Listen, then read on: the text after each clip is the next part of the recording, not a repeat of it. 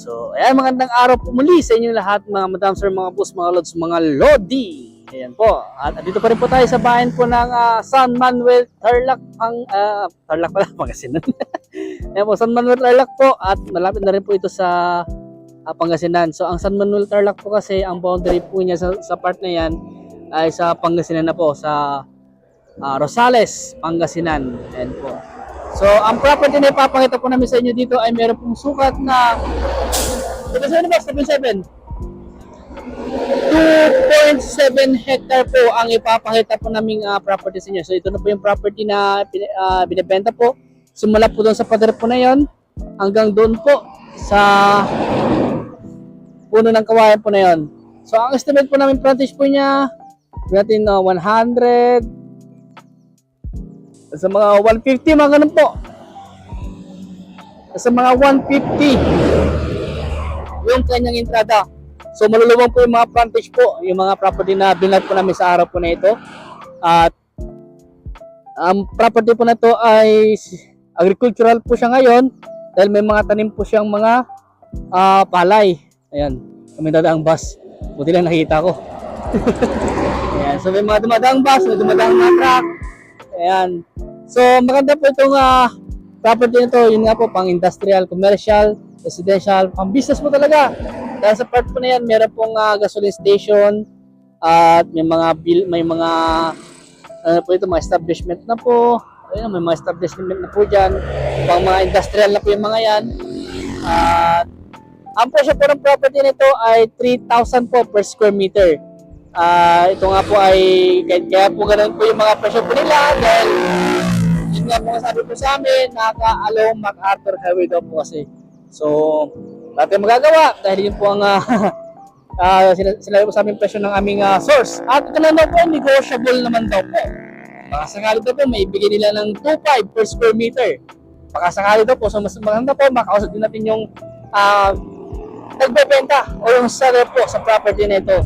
So, at title property naman daw po ito, ayon sa source po namin, buhay pa naman daw po yung nakapangalan. Yun po ang sabi niya po sa amin.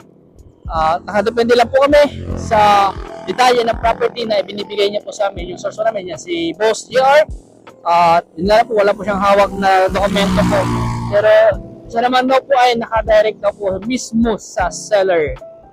Yan po ang sabi niya po sa amin.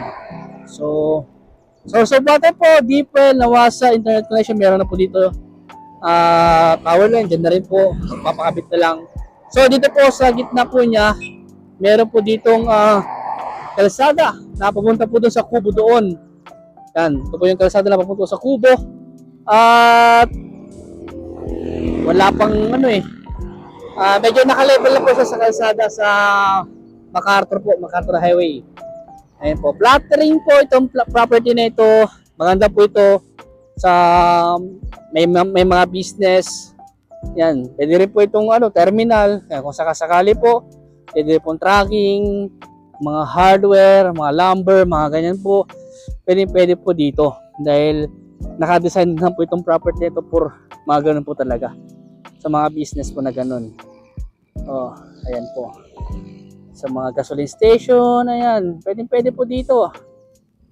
Dahil maluwang yung entrada, maluwang po yung kanyang area at malapit na rin po ito sa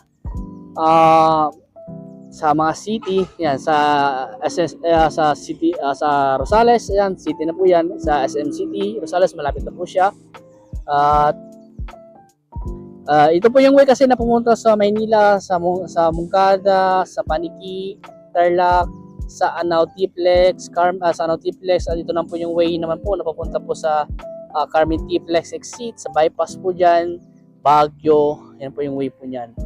So, ulitin ko po, ito po ay 2.7 hectare po na ang presyo po niya ay 3,000 per square meter po.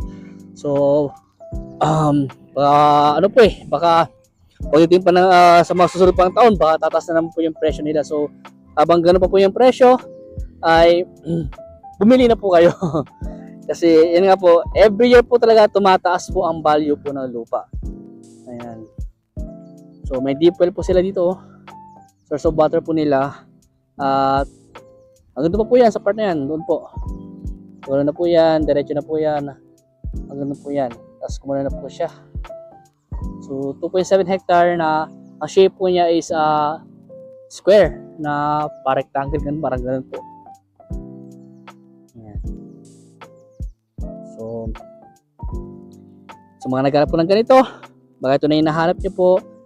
At yun nga po, sabi ko po, kung gusto niyo puntahan tong property na ito, sasamahan po namin kayo. Mag-schedule lang po kayo ng viewing.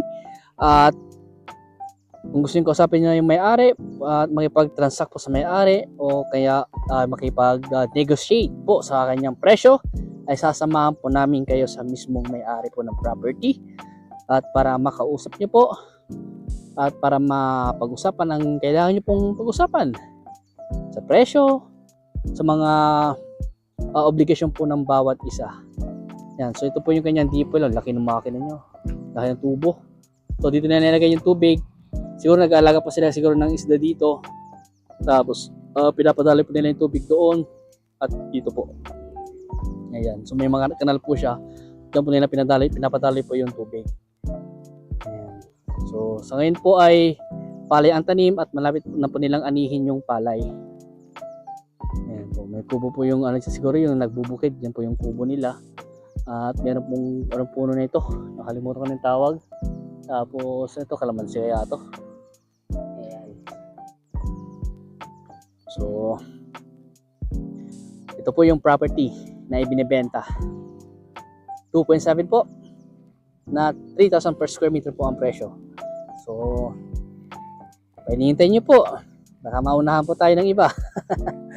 So schedule na po kayo ng viewing para masamahan po namin kayo at may discuss po natin about sa property po na ito. At maraming salamat po pala sa mga pati po sumusubaybay at nanonood po ng aking mga vlog sa mga lupa.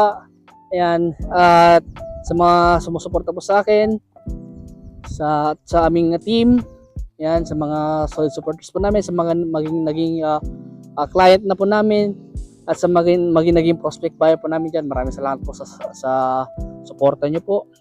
Ayan, maraming salamat po sa magtitiwala nyo po sa amin. At ayan po, kung ikaw po ay bago pa lang sa aking YouTube channel at gusto mo yung ganitong mga topic, at kung ikaw ay naghahanap ng mga property, baka ito yung channel po na makakatulong po sa inyo na mai-feature po namin o mahanapan po namin kayo ng gusto nyo o yung hinahanap nyong property. Ayan. So ano pa hinihintay mo po? Mag-subscribe na po kayo. Paki-hit yung notification bell para ma-update po kayo sa mga binablog po namin mga property.